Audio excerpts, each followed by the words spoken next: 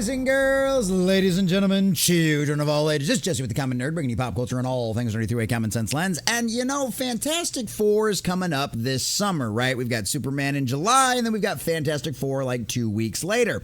And boys and girls, it's one of those things that this should actually be like a battle of the Titans, right? Marvel versus DC in the box office back to back next to each other to see how things are going to go and who comes out on top. But ladies and gentlemen, if what we're hearing about the Fantastic Four movie and the marketing for this movie from the actors and the director and writers involved with this, oh, boys and girls, it looks like Fantastic Four might be more of the exact same kind of nonsense we got through Phase 4 and all of the socio-political commentary as well. Because, ladies and gentlemen, as you can see from the headline over here, That Park Place, Fantastic Four First Steps makes politically charged MCU changes to characters centered on gender, politics, and masculinity. Oh, yay. Isn't that fun, ladies and gentlemen? And like we say right here, Vanessa Kirby confirms Fantastic Four First Steps explores gender politics with Sue Storm. And of course, you even have a Variety article right here, literally quoting Joseph Quinn about, guess what? They're going to completely and totally change Johnny Storm's character as well. So, ladies and gentlemen, there's a little bit of fun information from each and every one of these to not only push back against what these insane people who clearly do not understand anything about the absolute legend Jack Kirby's great work. At least it doesn't look like they're going to screw it up as bad as Eternals, but oh my God, boys and girls, Fantastic Four is Marvel's first family. And it looks like they're going to turn it nothing more into a bunch of political commentary on how they think the modern family and the modern woman should actually exist. So we're going to check out these articles. We're going to pull all the juicy details to show you how insane these people are as well, and give you their own statements directly from the horse's mouth. But before we do, if you do enjoy our content, hit that like button, share with all your friends, and subscribe or follow if you have not already, boys and girls, because we just crossed 1,700. We're on our way to 1,800, and I could not do that without every single one of you. Also, leave us a comment in the section down below. Does it surprise you at all that this Fantastic Four movie is going to be more of the same nonsense that we've gotten from Marvel over the past few years? Or were you actually hoping this was going to be something good? Do you think you'll still give the movie a chance and see what you think about it when the actual movie comes out? Maybe this all is just marketing. We've seen this happen in the past where these actors run their mouths about all of this politics stuff and then there ends up being none of it in the movie. Let us know what you think about all that in the comment section down below. If you'd like to support the channel, please check out the links in the description as well. All right, we're going to start over here with That Park Place and our dear sweet Montanero, and then when we get into some of the Sue Storm stuff specifically, we're going to jump over to Fandom Pulse because they've got some of the history of Sue Storm pushing back against what Vanessa Kirby is saying about this character. The MCU's Fantastic Four will see a major politically charged challenges to Marvel's classic characters created by Stan Lee and Jack Kirby in 1961. The Marvel Cinematic Universe is rolling the dice again with Fantastic Four First Steps, the 37th entry in the franchise, and it might be its most ideologically loaded to date, and that's crazy. 37 movies they have put out so far. Director Matt Shakeham and stars Pedro Pascal, Vanessa Kirby, nice looking, Joseph Quinn, and Ebon Musk, who is probably the only bright spot out of this entire casting as far as actually knowing the source material and actually trying to stick by it, are aiming for a retro-futuristic take on Marvel's first family. But the glossy visuals can't hide a major shift in character dynamics and storytelling focus. The film represents significant Fantastic Four MCU changes that will see a wild departure from classic depictions that have become so well known in the world of Marvel Comics. And you know, it's honestly one of those things we shouldn't have really suspected anything less, concerning the fact that instead of starting with the original Silver Surfer, they're automatically jumping to female Silver Surfer is Galactus' Herald, so yeah, color us shocked there. While set in an alternate 1960s inspired universe, First Steps isn't just aiming for period flair. It clearly designed to reframe the Fantastic Four through the very modern lens. EW, Entertainment Weekly's behind-the-scenes coverage reads more like a cultural manifesto than a superhero preview. Let's start with Johnny Storm, the Human Torch. Actor Joseph Quinn openly questions whether the classic version of the character, the brash woman-chasing hotshot that Chris Evans brought to life in the 2000 film, still belongs on the screen today, questioning whether or not he actually does. And let's go ahead and jump right over here. This is directly from Variety, right? This is directly from Variety. This isn't one of our trusted sources. This is the Legacy Media talking about this. This is exactly what he said. He says right here, he's talking about the fact that, he's talking about Chris Evans played Johnny in two previous versions, the cocky, womanizing Playboy, right? Quinn said that's no longer sexy. So chasing women is no longer sexy in a modern society, boys and girls. He's a man that leads with a lot of bravado, which I can be a front sometimes, but he's also very funny. Myself and Marvel Studios boss, Kevin Feige, were speaking about previous iterations of him and where we are culturally. Oh yes, where's the modern audience at today? He was branded as this womanizing devil-may-care guy, but is that sexy these days? I don't think so. Well, I think a lot of women would probably disagree with you, and I'm assuming you're not attracted to the same sex. Maybe you really aren't the best judgment on that one, but of course, it's not like there's any sane women at Disney Marvel to ask about this now, is there? This version of Johnny is less callous with other people's feelings, and hopefully there's self-awareness about what's driving the attention-seeking behavior. Oh, that's right. It's gonna be wonderful. And they don't want to play him as a ditz anymore, which I'm okay with that. That's fine. Not really a big deal with that one as well. But yeah, it looks like it's all gonna be sensitive. Once again, massive changes to the original source material, and once again, degrading Kirby's role and all of this kind of stuff. So it's really, really kind of interesting here. So Quinn's Johnny is now defined less by fire and flare and more by introspection and social calibration. The old swashbuckling charm has been swapped for sensitivity. Yet another of the notable Fantastic Four MCU changes fans may have not expected or wanted. Then there's Vanessa Kirby's Sue Storm. Portrayed as both pregnant and politically powerful, she's a wham and power, she can do it all, boys and girls. The head of the Future Foundation and architect of global peace. Kirby describes Sue not as a superhero, but as a commentary on modern motherhood and womanhood. Oh, yay. And let's go ahead and jump over to Fandom Pulse for this part, because this is where it's really interesting. Actress Vanessa Kirby, because they actually have the documentation to push back against what Vanessa Kirby is saying. Actress Vanessa Kirby confirmed that Marvel Studios' upcoming Fantastic Four First Steps explores gender politics with her Sue Storm character. Kirby spoke with Entertainment Weekly saying, "If you played an exact 60s Sue today, everyone would think she's a bit of a doormat." Oh, really? And we'll get to the fact that obviously she clearly never read any of Kirby's original Fantastic work. So figuring out how to capture the essence of what she represented to each generation, where the gender politics were different, and embody that today was one of the greatest joys of this.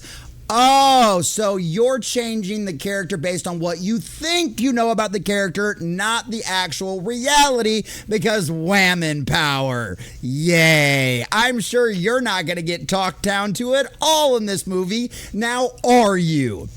The idea that Sue Storm was a doormat in the early Fantastic Four comics is ridiculous. In the second issue of Fantastic Four, she turns invisible and breaks herself free from a federal detainment facility. Doesn't sound like much of a doormat, and sounds like she's ended up going toe-to-toe with a bunch of guys and taking them down.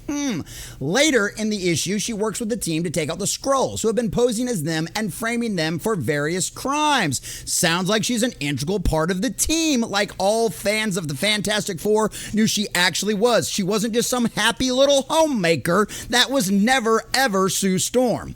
On top of Kirby's comments, Entertainment Weekly's Christian Hullab shared that Kirby Storm is the head of the Future Foundation, and she's helped achieve global demilitarization and peace. Yay, boys and girls. She's the bestest ever. If Reed is the most scientifically intelligent person, then she is the most emotionally intelligent person on the planet. Between the two of them, they're building an idealistic society. Idealistic for who? Exactly. And clearly not reality in any way, shape, or form. Further, Kirby shared that she ensured her depiction of Sue Storm was not the stereotype of a goody sweet mother. And this is where things get really interesting, because guess what? Sue's not going to be straight hero anymore either, boys and girls. Yes, they're going to subvert your expectations. One of the things I love most from Sue's history is that when she becomes Malice and all her dark stuff comes out. Yeah, you know, when she went super villain, boys and girls? Yeah, those are the parts that she really relates to. I was obsessed with that chapter of her life. Oh, joy. So I wanted to make sure that there were tones of malice in there with her, that she wasn't just a stereotype of a goody sweet mother. Yay! We're going to get strong woman power who gets angry and talks down to everyone around her because she wants to embody Malice, the villain. Oh, joy. Isn't this the Fantastic Four you wanted to see represented on the live big screen once again, boys and girls? I've always been really interested in the mess of femininity. And how can you be both? How can you be all things? Oh, that's right. They've got to be able to do it all. He's not just a tough, invincible, powerful woman, but also a mother who gives birth, which in itself is a superhero act, which I completely and totally agree with her. I got 6 kids. Yeah, my wife's an absolute legend. I love that these characters are real humans in a messy family who argue and try to work it out and get things wrong. Oh, who argue and that they sometimes get things wrong.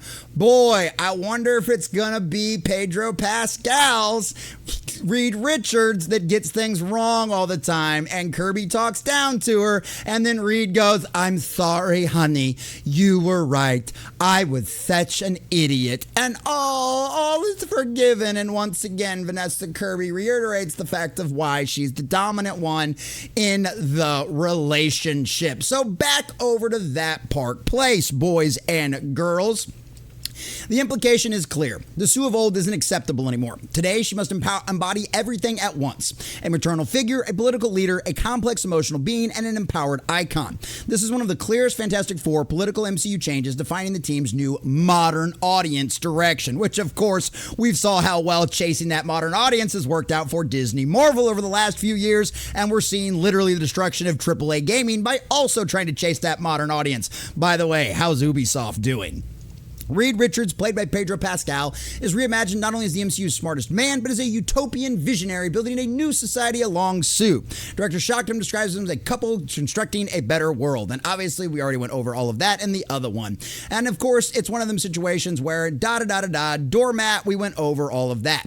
The Fantastic Four once stood for discovery, bravery, and family bonds. Now they stand for carefully curated messages about emotional literacy, social progress, and global unity. Because if you're not going to use a movie to push your political agenda, what else could you possibly use it for in modern Hollywood? While Marvel fans might still be drawn in by the retro sci-fi visuals and classic characters, many will wonder if the heart of the team has been rewritten beyond recognition.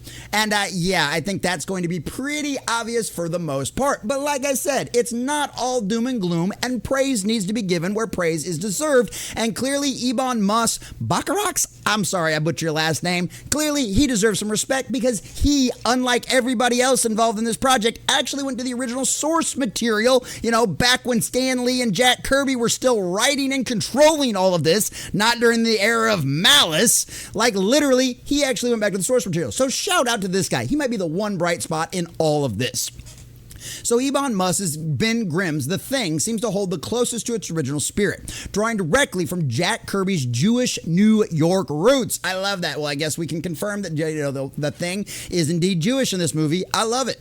Jack Kirby wrote this character of Ben Grimm as a bit of an homage to his father and to the streets that he grew up on. So it does feel like home to me. And the production did a beautiful job recreating that. I love that. That is beautiful. That sounds like a guy who has actually done his homework and knows what's going on. And I love that. I absolutely love that. But that Park Place is right. One grounded performance may not be enough to anchor a film that seems to be determined more message than myth. And honestly, boys and girls, this releases on July 25th, just a couple of weeks after Superman comes out. And honestly, hearing all of this about Fantastic Four, and as a DC fanboy, above all other things, this just kind of makes me excited because, hey, guess what?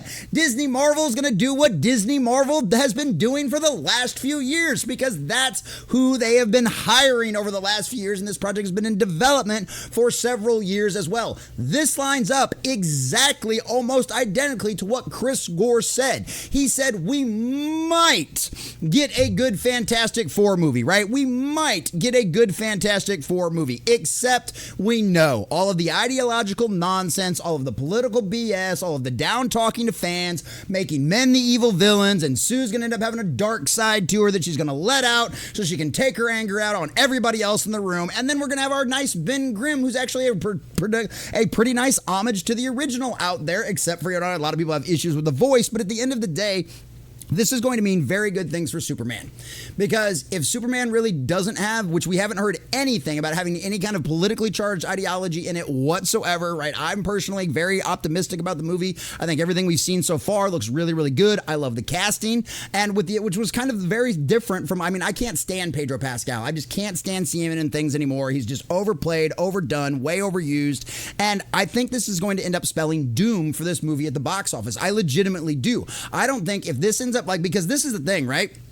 Even Guardians of the Galaxy, a franchise that had consistently made a massive profit on every one of their box offices out there, suffered at the time one of the worst opening weekends Marvel had seen in a very long time, right? Why? Because the Marvel brand is damaged, and it was only word of mouth that saved that movie and got it to almost $900 million globally. That movie should have made $1 billion, but its opening weekend was so poor because Marvel fans don't trust Marvel anymore. And coming out and saying these things about Marvel's first family, about how you're going to change the character, how she's going to be a wham in power with a little bit of dark side and evil in there. And then, of course, Johnny not being the tail-chasing hothead everybody knows and loves him to be. Well, guess what? That means one thing and one thing only. The fans are not going to be happy. And as we have seen time and time again, they certainly don't trust you anymore because Daredevil Born Again is actually pretty good and should be doing a lot better on Disney Plus than it is. But because of how much damage Kevin Feige, Bob Iger, and all the rest of the ilk over there at Disney Marvel have done to their brand, Fantastic Four with this kind of marketing is guaranteed to be one thing and one thing alone, an absolute flop. So unless word of mouth gets around, and obviously all of this marketing nonsense and BS politically charged conversations are just that, nonsense, this movie is going to flop. Is it going to do as bad as the Marvels? Probably not likely, because people actually care about these characters. But needless to say, considering what they spent on this movie, it's going to end up being a massive, disastrous dumpster fire if this marketing holds true. And guess what, Disney Marvel? You danced with the devil, you're going to get burned. You did it to yourself, and it's exactly what you deserve.